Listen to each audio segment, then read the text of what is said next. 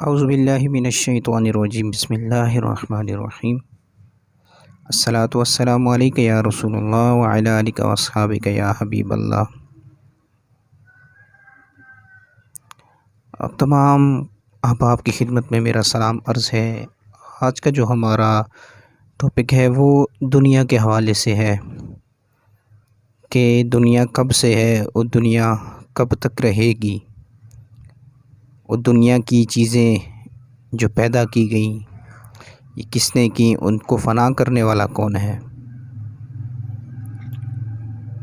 Number 1، کیا یہ دنیا ہمیشہ سے ہے؟ تو اس کا جواب یقیناً یہی ہے کہ جی نہیں۔ کیا یہ دنیا ہمیشہ رہے گی؟ نہیں، کیونکہ یہاں کی ہر چیز کے لیے ایک عمر ہے۔ پہلے وہ پیدا ہوتی ہے اور جب تک اس کی عمر ہے باقی رہتی ہے، پھر فنا ہو جاتی ہے۔ پھر سوال آتا ہے کہ دنیا کی چیزیں پیدا اور فنا کرنے والا کون ہے؟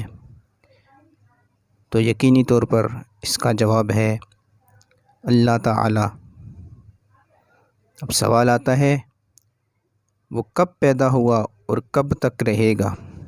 جواب، وہ پیدا نہیں ہوا اور نہ ہی فنا ہوگا۔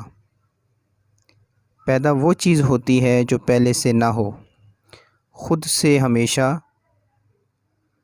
نہ ہو، جبکہ اللہ عز و جل ہمیشہ سے ہے اور ہمیشہ رہے گا۔